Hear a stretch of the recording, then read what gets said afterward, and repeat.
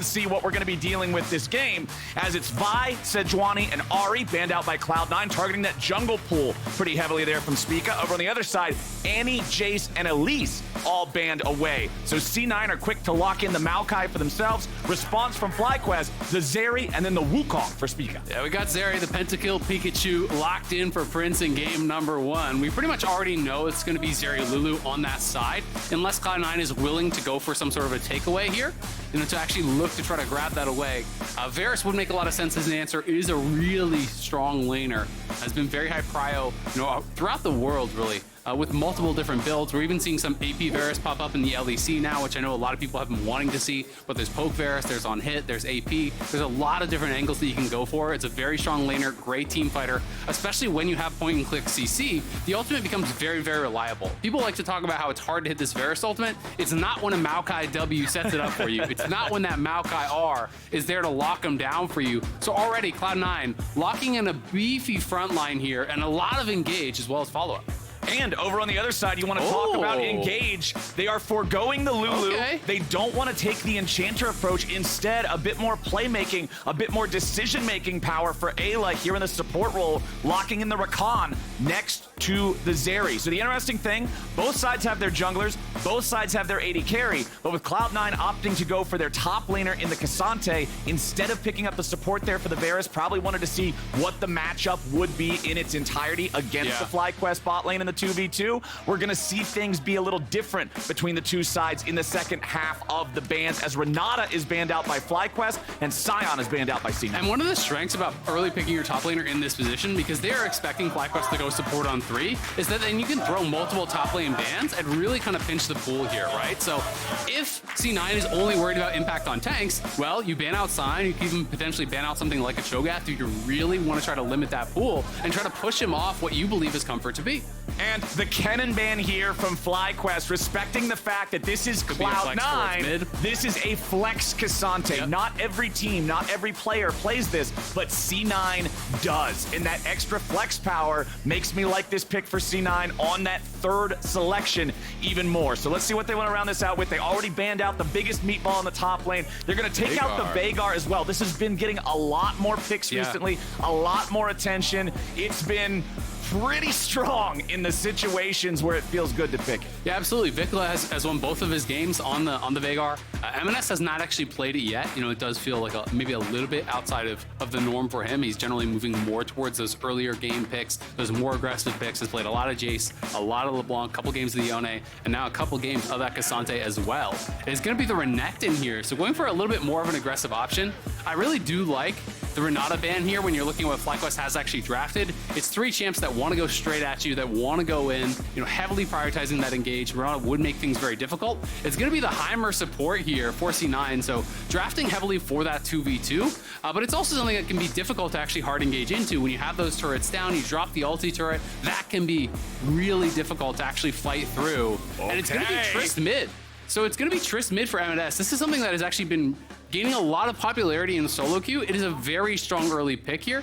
There is theoretically potential for them to flex it still up towards top, but I've been seeing literally 0 Tristana top, so I am expecting it to be mid. I'm going to be interested to see what they actually bring out here. Victor as the answer is someone that, can poke you down, can outrange you. So much of these kind of matchups are going to be about actually avoiding the E from Vicla and finding windows with the spells on cooldown to get aggressive. Tristana needs to play aggressive into these long-range mages to find these really good trades. You have to use your rocket jump, get in on top of them, get a really high-value explosive shot and try to win those trades. If you sit back and you play too passively, you're often going to get poked down in these matchups.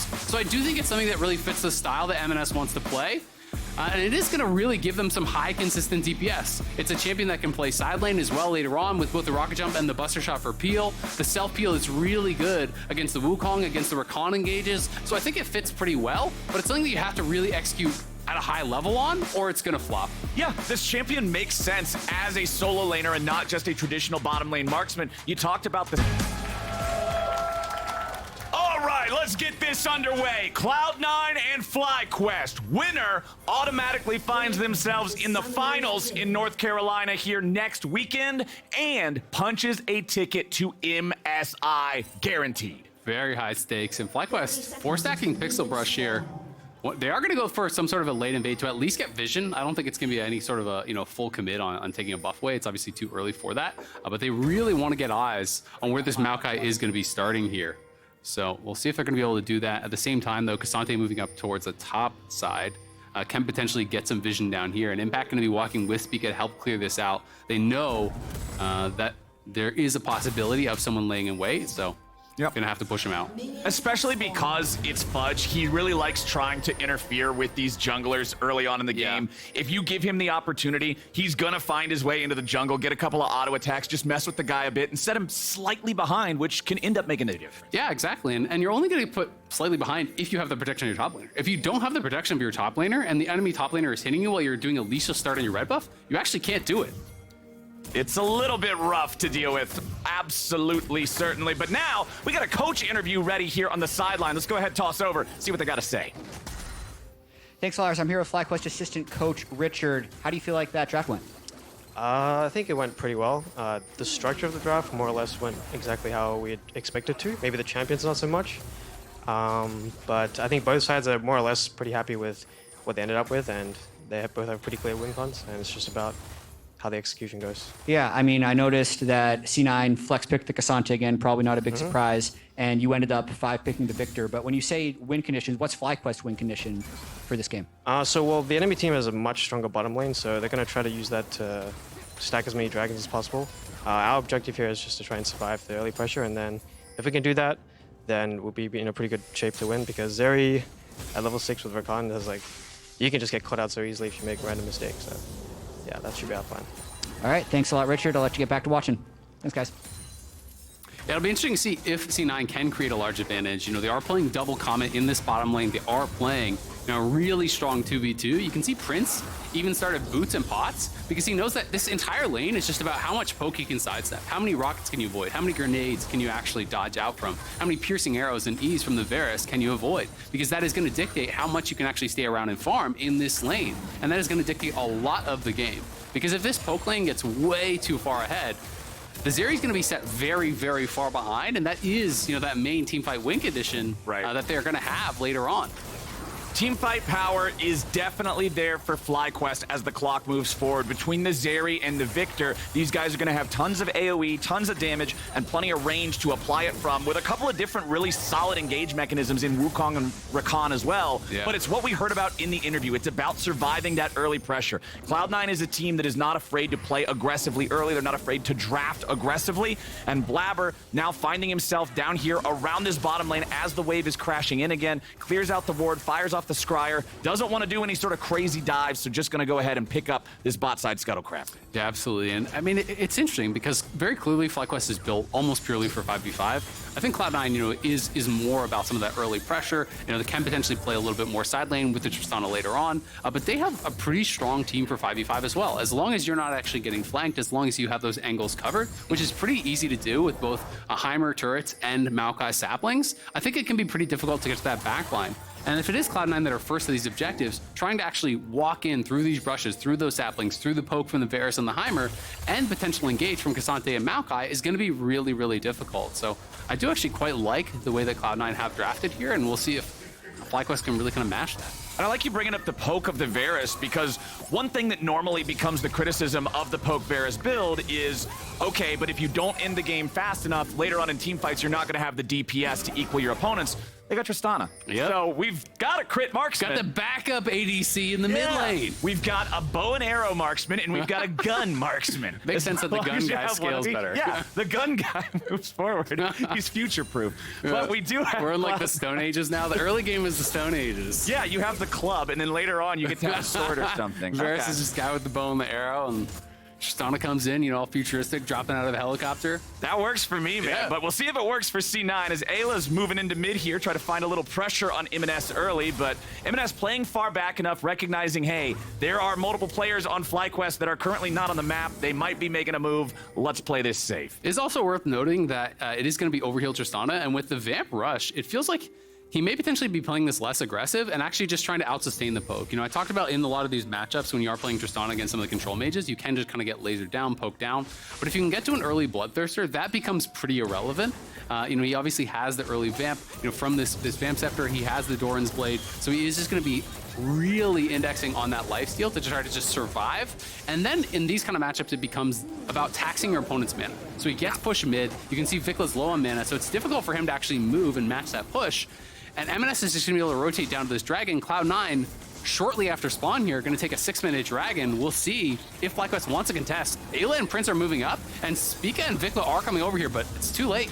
Blaber's a little bit low, but he just wants to go in on Prince instead. He knows he's likely to die, so why not take somebody with him? It's first blood over to EMENES, and Blaber finally drops in response, but Prince has been taken out too. Vicla has to get away, because EMENES is dumping auto attacks into his back. He'll manage to get away from this one. Spica's still off to the side, might find an angle here on EMENES, who's just clearing out some control wards. He sees the enemy jungle, does not want to stick around any longer. Unfortunately, cannot get the last hit on that control ward. Cloud9, they get the Drake, and they get the edge in the after fight. Yeah, that is a big early win here for Cloud9. I'm a little bit surprised that FlyQuest actually elected to try to contest here. You know, the setup was just a lot better for C9. You know, you see Viktor and Wukong entering, but it's pretty late. They're looking for the fight afterwards. That Q from Blaber, though, actually interrupting the W from Eyla, stopping that CC and proccing his phase rush was so well timed. That allows him to get back. Yes, he does eventually die, but it costs the flash of Spica. It means that the rest of the team is dying in the meanwhile. So 2 kills to 1, you grab that dragon, you get first blood here on EMENES, who's gonna have a lot of gold in pocket. You get the other kill onto your Varus. Both of them are gonna be out to early leads here. It's about 500-600 gold in mid lane and more like 300-400 down in that bot lane. But Cloud9 gonna be feeling really good about their position after that. And it's exactly what we heard in the coach interview. Cloud9 wants to play for these dragons. They want to play around their bottom side strength, and FlyQuest is going to have to answer. They thought they could answer there, didn't quite work out how they wanted. And you have to question, you know, especially with the context that we got from the coach, where he's talking about we have to survive early, and then at 6, we can look to actually catch people out with Zeri ultimate and Rakan ultimate. Well, they actually looked to contest pre-6. They got punished very heavily for it. So it's, I think, a little bit of hubris to feel that they could have contested in that situation. And as a result, Cloud9 does punish. FlyQuest, though, obviously not that far behind. By no means are they out of it or anything like that. But it is going to be a really nice feather in the cap of Cloud9. And with Cloud9 taking that early Drake, it means that now they don't have to have any sort of a trade for the Herald on the other side of the map. They can commit to this one and know that they can put a lot of players up there to guarantee they secure it. Spica and Vicla are heading up to try to contest this. Impact coming down now too. Fudge ready to try to keep these guys away. The Herald's gonna go down and Blaber gets focused. He should die here immediately. Spica takes the kill. And now FlyQuest will look for more. EMENES and Zven trying to get out as EMENES is forced to flash over the wall to evade Eyla. Who got the Herald Blaber there? got I didn't see Blaber who got took it, and he picked it up. Okay. He got the smite, and he was able to pick it up before he dies. So it is the trait of his life for the Herald. Honestly, not too bad. It is going to be the flash off EMENES as well, but it's flash off impact. It's multiple ultimates down on the side of FlyQuest, so I think they're okay with that trade. Prince, nice little attempt there on the roam. They're trying to keep this pressure on EMENES because one of the things that people have talked about with him, you know, his weakness is sometimes his greatest strength. It is that he wants to play these matchups really aggressively. He wants to try to maximize his advantages here. And we can see because the eye had already been popped, it's too low for the eye to spawn again. So they actually just have to be able to finish this off. It's down to 1K, 900. Q, smite, perfectly timed there from Blaber as Spica actually win at that same time, but Blaber does go down, is able to pick it up, and then it's really just about the retreat here. As you can see, EMENES got sent up in the gravity field, you know, he was getting chunked down, the flash is forced out. I think Cloud9, of course, would have liked to get out scot-free, but still gonna be happy, I think, overall.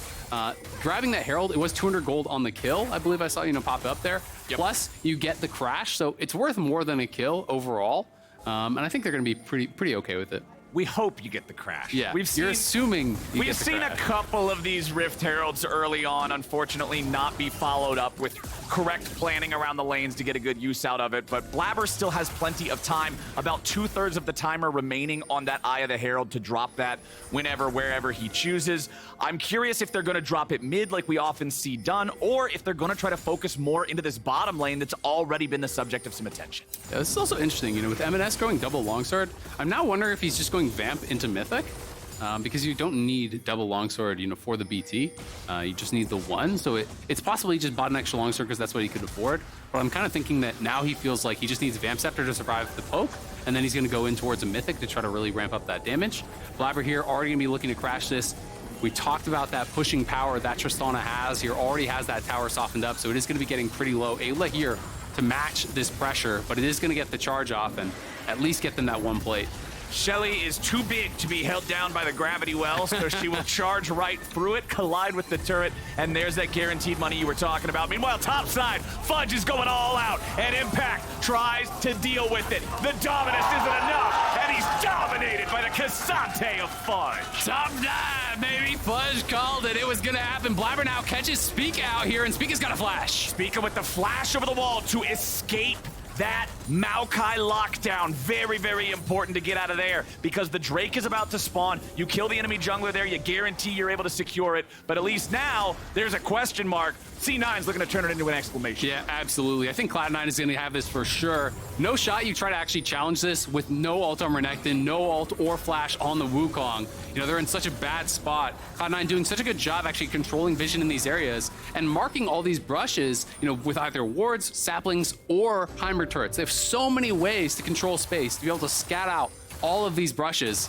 And Infernal is really not what you wanted to see if you're a FlyQuest fan here. When a team has heavy poke, as well as, double marksman, this is about as good as it gets on that side. And Fudge just goes for it straight up, flashing straight in. Knew the Impact didn't have flash from that earlier Herald fight. Feels confident to just go all out, get up on him, and is able to finish him off here right by that turret. The last auto, knocking him down. Fudge feeling good about that. And I think the reason that look at the frustration there. Yeah. It's one of those things where you don't expect the guy to just flash at you, but I think the big enabler for that was Fudge having just purchased his Mythic. Yep. He's got Iceborne Gauntlet. It gives you that extra lockdown. We often talk about how top is a long lane. If you're too far forward, you will be chased down if the guy has extra speed or consistently applied slows. Fudge just bought exactly that, and he knew what he was capable of. And Impact knew, he just had the Slice and Dice. It's that final auto. I don't think Fudge can hit any more spells or autos after that last one. So Impact is overkilled probably by 50 damage or less on that final auto there. And I think that's why we saw such a big reaction, is he thought with the Slice and Dice he was out. Fudge gets that final hit, and he knows if he didn't get that last auto or he just did a tiny bit less damage, he would have survived. Ult and Flash would have been used for nothing really from Fudge, and his lane would have been in a pretty damn good spot because you can see, even after that, he's still up about 2 waves of farm. So Impact definitely feeling the frustration after that one. When you fall behind tanks as a Renekton, it can become really difficult to apply any pressure in these lanes. Especially when the tank gets to transform into a bruiser, assassin, diver, kill squad at any point when he feels like it. The whole squad, damn. Yeah. Fudge is my man is the whole gang. He is going to be a problem, man. This is going to be an issue if Fudge can keep this up here in the top lane. 3 minutes until the next Drake spawns, so not really a whole lot for the teams to fight around here in the bottom half of the map. You can see we've already got the hourglass timer showing the next Herald's going to be up here shortly. EMENES continuing to apply the pressure onto the mid lane tier 1. Has a little bit of time left before plates fall, and Fudge goes all out again. Impact with the Dominus, trying to get himself away. Fudge looks for the knockback there with the Q3, but Impact's flash keeps him safe. Yeah, gets him safe, but again, that means no flash now for this pivotal third dragon. Cloud9 has gotten back-to-back dragons. I do think FlyQuest really feels the pressure to contest at this next one. No flash from Renekton is actually such a big deal. It's so much easier to find a Slice and Dice flash W stun onto a carry and have that guaranteed impact in a fight than it is when you do not have that. And Blaber now in the area here. Impact could be getting baited. There's 4 going top. I think he senses it now, so he is going to be pulling back. He will survive. But it is going to be Cloud9 again with this setup, looking for another objective here. They're just at the objectives on spawn, looking to take a second Herald here, which would guarantee them first turret in mid lane if they want to take it. While EMENES pushes top, you can see Berserker is actually holding mid, but it means that Prince has the faster roam, so the AD is here first for FlyQuest. Eyla goes in, but nobody else from FlyQuest is in position to follow up, so now they don't have the quickness any longer. Fudge trying to disengage, get back to the safety of his team, but he's already dead. FlyQuest pick up the first one, but C9 are ready to fire right back. Zven ends up getting the kill on Eyla, and C9 just got 2 for 1. Now they've got more manpower left around the pit. Remember, there's no way for anybody else from FlyQuest to get involved in this. They were all already there, and it's all already over. C9 gonna win another fight and take another objective. That re-engage after Fudge went down was massive, and Berserker had finally made that rotation over. Prince had the first move, so that's why FlyQuest wanted to make that aggressive engage, because EMENES is showing top, Berserker was pushed in mid. They have that temporary 5v3, but Berserker comes over, and as they actually chase into that choke onto Fudge, Berserker is able to find an arrow across 2 members, got so much turnaround damage there, and that allowed Cloud9 to really turn it around. So you can watch it one more time. The extra members are here. Renekton's coming in from the top, so they want to look for this initial engage onto Fudge here. Well, you can see on the mini-map, we've got 80 here, 80 here. So it's a 5v3 right now. But as they push in, they do get this initial kill, but look at all the damage down on the Spica. Blaber goes forward, and then right over here, Berserker over the wall, hits the arrow across 2 members, softens them up, gets 1 kill, allows EMENES to fly in there and try to finish off another. Gotta praise Zven for the proper aiming on the grenade as well to set up those stun targets for Berserker to put the arrow right through him. This bottom lane of C9, 2-0-2, 1-0-3. Scores are looking pretty damn good. And you also have to praise Cloud9 for their positioning in that. They were in a temporary 3v5, and when you kite back into that corridor, it makes it so difficult to push through saplings, to push through those towers, and you're opening yourself up to those guaranteed arrows that are going to be poking on you. Cloud9 aren't even going to have to drop the Herald to actually claim this mid turret, and now they're going to move in to this bot side river here, try to reclaim the vision. FlyQuest, as I expected, are going to try to contest this, but can you actually hold these brushes against Maokai, against Heimer? It's going to be very difficult. So Eyla here is looking to actually find a flank angle, but EMENES is potentially already on the hunt for him. Is pretty far away though, and he has spotted him. Oh boy, Eyla jumping back over the wall into the Drake pit, but they were waiting for him. Blaber was already ready, and now they fire out the Maokai ulti and find Vicla waiting here in the river too. EMENES about to be killed by the Chaos Storm, but he gets enough distance to stay alive. He will be able to reset his position. He can try to steal. Teleports are unleashed. Spica could try to steal here. He has a blast cone. Fudge tries to knock him over the wall there with Q3. C9 gonna get jumped on. Spica goes in, finds a 3-man knockup, but it ain't gonna be enough. Yet. Berserker's alone, and Impact wants to find him. Shut down over to the FlyQuest top laner, and FlyQuest are fighting back. Now Impact is the target, and the dragon is stolen away by Prince. FlyQuest are holding on for now. They've lost their top, but they traded him away for the enemy AD carry, and they'll take that. That is such a critical dragon secure there, though it's Prince, I believe, who actually finished it off for FlyQuest. Yeah. If that goes to Cloud9, the walls are starting to close in on this game majorly. Fudge will be able to walk this one out, but EMENES, returning from base there with the TP. He did get chunked down, but he forced out Eyla's ultimate. He was trying to hunt for him on that bottom side. He'd already pushed him over the wall here, and then you can see Spica going in. They're looking for Blaber here, trying to finish him off, but Blaber able to kite back. They drop the ulti turret, but it's Impact getting in onto Berserker there, who failed his flash, I believe, over the wall. He flashed the wrong way. Yeah, flashed the wrong way there, does go down, and as a result, Impact is able to get that kill. And just the Zeri autos finishing that dragon off was so big. Berserker knows he goofed it. At least he's able to have a laugh about it. But that is one of those fights where if this game turns around, you're going to think back to that moment and think, had I played this better, we would have been at soul point here at 18 minutes. So what I think it was, because if you noticed when he flashed, poke, right? Yeah, he was charging the piercing arrow. He wanted to put the poke on the lizard, but instead he flashed into said lizard. Which anybody who's ever played Varus knows you don't flash into the lizard. Yeah. I mean, it happens to the best of us when you're playing those poke champs. You're trying to have your mouse, out on to the right side of your screen, actually poke the enemy champion. You try to pull it back to the left really quickly to flash. Didn't do it quickly enough. Just a little bit of a misplay there, unfortunately, for Berserker, but does potentially cost them that dragon. We don't know that they would have got it for sure, but there is, I think, a high chance that if had he got over that wall, they would have been in a better spot. Maybe could have secured that. But they still are in a good spot objectively in this game. More than a 3,000 gold lead. They have secured 4 out of 5 neutral objectives so far. And yeah, unfortunately, this is not exactly where this Herald wanted to spawn. That's embarrassing. This is what we were talking about before sometimes. But these boots are made for walking. And that's just what they'll do. She's going to walk it in. I think they're going to get this charge off. So Shelly gets a little bit of exercise. Gets the charge off. A little bit of cardio, a couple of high knees in there. Embarrassment averted, but FlyQuest are trying to set up a potential flank here. Look at that poke over the wall. Only the Spica clone, but it still looks cool to see the health bar get chunked. Oh, they're committing to this. TPs are coming in. Impact was being forced off by EMENES. Spica's already almost dead. He has to go over the wall just to stay alive. EMENES is ready to follow, and Eyla will just die next to him. Nobody's in a good spot on FlyQuest, everybody's getting torn apart. C9, Baron o'clock, baby. they kill 2. One is the jungler, and Baron has just now spawned. FlyQuest have found themselves in a critical blunder and have to try to stop this objective. Yeah, 20 minutes on spawn. Look at that poke on impact, though. Gonna make it difficult to walk in. EMENES is getting low. Fudge, though, hits that Q over the wall on Prince, but Prince still in a good position.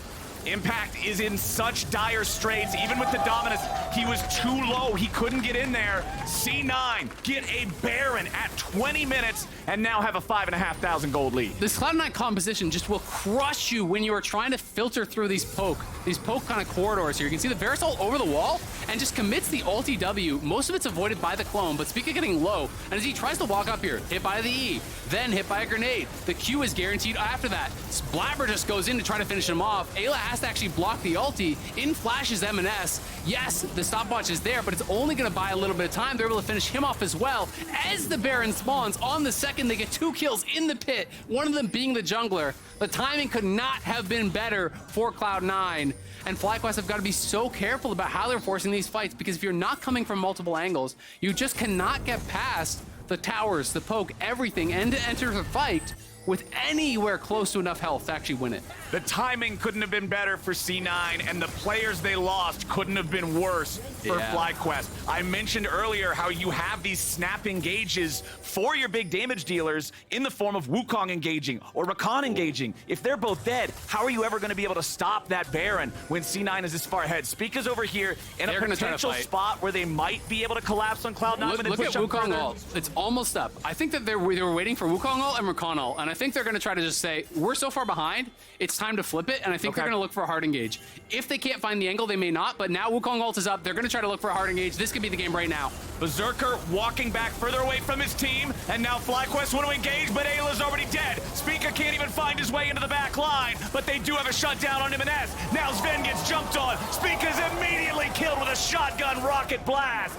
And FlyQuest, the attempt is not what they wanted. There goes Fudge, and there goes FlyQuest. Or do they? Nicely turned around by Vicla and Fly. Yeah, Fudge getting very aggressive there. He does flash the wall, but as FlyQuest is kiting back, the C9 members are not able to get any damage in during that time, so Fudge goes all out, loses half of his health, and because of that over-aggression, they may potentially actually lose the dragon now, because look at Zven's health. He's really low. Berserker's low on mana.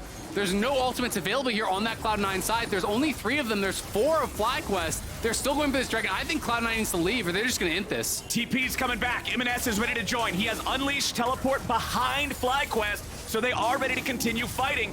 The Drake is still C9's target. Eyla takes the blast cone over the wall.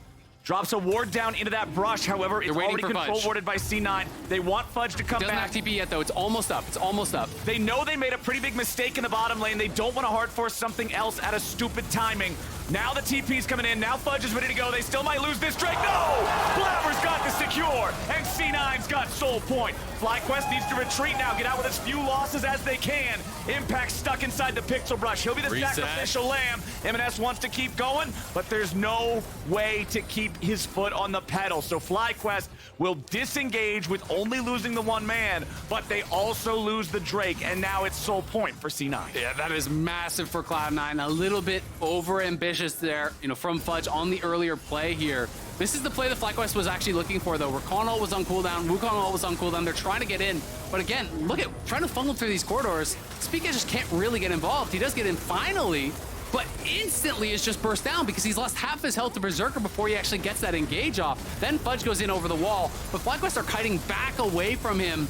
So Cloud9's DPS can't really actually connect. Impact with a great flash on Berserker's Q that would have finished him off to survive. And then back to live here. They're able to delay enough time. The EMENES TP's in. Then Fudge respawns. He TP's in as well. And Blaber with the beautiful smite secure here onto that dragon. Gets them another. And now Spica, back to live, is getting pushed here. You can see all FlyQuest can look for at this point is setting up traps and brushes, trying to find picks. But it's so hard to do against Maokai. It's so hard to do against Heimer. We're going to check these brushes very, very consistently. And this game is pretty much unplayable for Spica at this point. His inventory is a Divine Sunderer and a Chain Vest. You're just not going to have any amount of health left when you go in. We saw how when he finally found his engage in the previous fight, he got off R1, didn't even have time for the R2. Zven just instantly kills him. It's so difficult for him to get any angles here. Eyla suffers from the same issue. As soon as he tries to go in, he's snap dead. And we're seeing multiple fights in a row. Cloud9 are actually forcing the clone to be used defensively from Spica before he engages. So it's not even like he can, E in, ult, and then clone, and then buy a little bit of time, then Q, and then use R2. Try to actually get that little bit of damage out in a fight. He's just getting chunked down. He's being forced to use those resources before he actually even enters the fight. And Cloud9 are just really navigating this game very, very well. FlyQuest, there's not much that's really kind of going for them in this game. Your hope is for one of those Zeri moments, I think, to kind of bring you back. Barring that, I don't really see it. It is going to be Soul here in 2.5 minutes for Cloud9. They're going to be, full item up on their cores, or at least an item and a half, a half of advantage. Yeah. As we can see, both a QSS and a stopwatch purchase for EMENES, so he's not going to be an easy one to take down. And that's the important part, I think, because if you're talking about item 0.5 or whatever, sometimes the 0.5 is a pickaxe or a BF sword. It doesn't mean as much. Yeah. But if your 0.5 is a QSS and a stopwatch, which are both incredibly powerful, activatable defensive tools, that's worth a ton. And Eyla will be forced to fall back from his own red side jungle as C9 are invading yet again. Berserker sees Impact stepping up here in his face in the river, does not want anything to do with that. So Cloud9 staying grouped up. They got everybody hanging out together except for Fudge, who is a little bit further away from the rest of the team. Nearly has his Unleashed teleport ready to go again, but again, not quite there, but they don't even need him. EMENES already killed Vicla. FlyQuest is in a 4v5 before the fight even started, and once again, it's C9 looking to find themselves a dub in the team fight.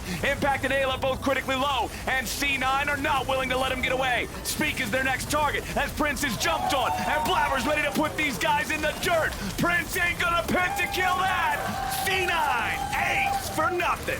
Clean 5-0 ace from Cloud9. They're going to be looking to push it down mid potentially and grab the Baron at the same time. They're going to take Baron. They're going to likely reset that and try to get Soul as well. Based on how they're moving here in Cloud9, this team fighting it out so well. Massively strong front line for them at this point in the game. And normally Maokai, we're seeing a lot of these kind of hybrid builds, these squishy builds. This is a Jack Show Sunfire on the Maokai. He's incredibly strong. And you see Vicla trying to step up, utilize the Crown of the Shattered Queen there to get some poke, but EMENES pokes it off, and then Berserker just hits him with the ulti, and they just engage and actually get that kill. So Vicla just stepping way too far forward in that instance, but it's hard to blame you when you're this far down. You've got to look for risky angles. You've got to try to find opportunities to turn this game on its head. Unfortunately for them, not able to find it. And then Prince, trying to line him up here, but it's a 1v5. There's just no shot. He's a full item behind Berserker, and he's pretty much a full item in gold behind EMENES. So it's not going to happen in this one. When not even Zeri can do it, the game has become a landslide in the favor of C9. And now you can see their positioning. It's exactly what you were talking about. They want the soul. They remember that they bungled stuff in the base earlier. Yeah. They lost, they almost lost a Drake that they luckily ended up being able to secure afterwards. But now they want to make sure they clean this one out nice and easy. EMENES will be the one taking out this Drake. The rest of his guys, look at the wards in the enemy jungle. Yeah. They're making sure nobody can get anywhere close to this. Yeah, I mean, it's just all Cloud9 vision on this side. FlyQuest not going to be able to encroach whatsoever, so they are going to grab the soul. You can see the stopwatch is actually upgraded to a GA. EMENES is so rich at this point. 7-1 and 4, has the GA. His QSS is back off cooldown. He's got a BT, didn't even have to spend the flash. There's no shot you're really going to be able to take that guy down. Berserker has his flash. Zven has a stopwatch as well. We can see Spica looking for the long flank. They're going to try to throw a Hail Mary here. It's got to be the perfect engage from Eyla and this Wukong at the same time. You pretty much got to find everyone, which is obviously, an incredibly low percentage play, especially now that Spica has been spotted. So Cloud9 just pushing forward, looking to try to put the finishing touches on game number 1 here. And with the level 16 on Tristana, the attack range creates such a difficult issue trying to defend these turrets. Spica wants to get away. He has his Guardian Angel, but he's about to lose that just in the middle of 4 players from Cloud9. Impact wanted to go over the wall, chase after Berserker, but he's going to be kited out. They do get a shutdown on Zven. They might just get another one here on Fudge. Nicely done from FlyQuest. They're trying to make their last stand. Prince tries to get himself back, but it's a double kill back over to Berserker. EMENES continues rocket jumping forwards. 2 dead on FlyQuest, 2 dead on C9. Top and support for both sides are out of the picture, and C9 ain't done yet. Honestly, that's a great result, though, for FlyQuest getting a 2 for 2.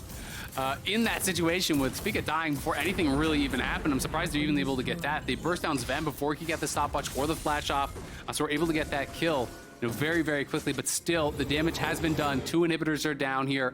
Cloud9 just gonna reset, spend up even more gold. Another item completed for EMENES. Just seems to be able to just get so much money every single time he's out on the map here.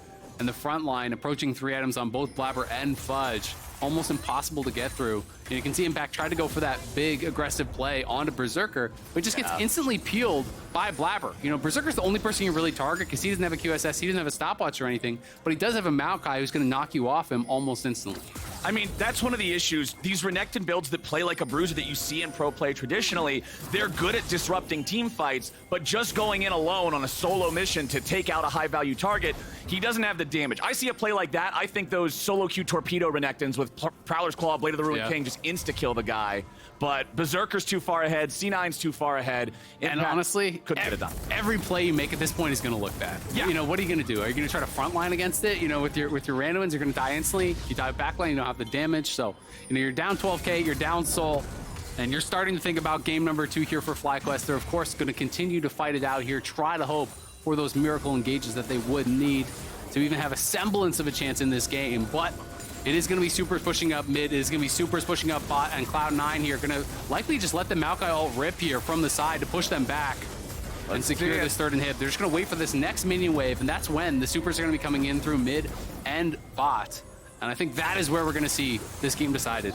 FlyQuest has got to have some insane performances out of Prince and Vicla here. The damage has to find the right targets. Everybody else has to block for them. You'll see Eyla and Vicla still defending the tier 3, but Blaber's ready to go now with the ulti. The dive begins. Eyla has the bomb strapped to his head. He's trying to get himself away back to the fountain, most likely. Fudge still just creating chaos here in the front. Prince is down, Spica's down, Vicla's down, everybody on FlyQuest. All they are is waiting for their turn to the grave. It's a double kill back over to EMENES. It's an absolute murder scene for C9, and they'll take game 1. 23-8, 32 minutes in. Every single objective, it felt like, was going Cloud9's way. FlyQuest only able to grab 1 dragon back, but both Heralds, 4 dragons, the Barons as well, all going Cloud9's way. Cloud9 really coming out, I think, with an intelligent draft and some great execution here in game number 1.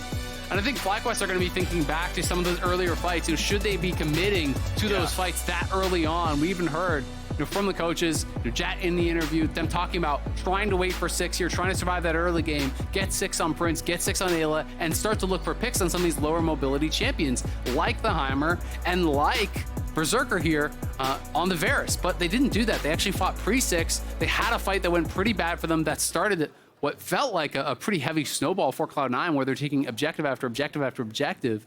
And I think FlyQuest never really was fighting in areas that were beneficial to them. It often felt like they were trying to funnel through corridors, push through brushes, and they were just getting slammed by poke, well, I'm calling it poke, but it's like almost 100-0 sometimes when the Varus ult hits and the Q hits and the ults from Heimer hit. It's just, it was a rough game, I think, from FlyQuest. I think it stems from the fact that, they...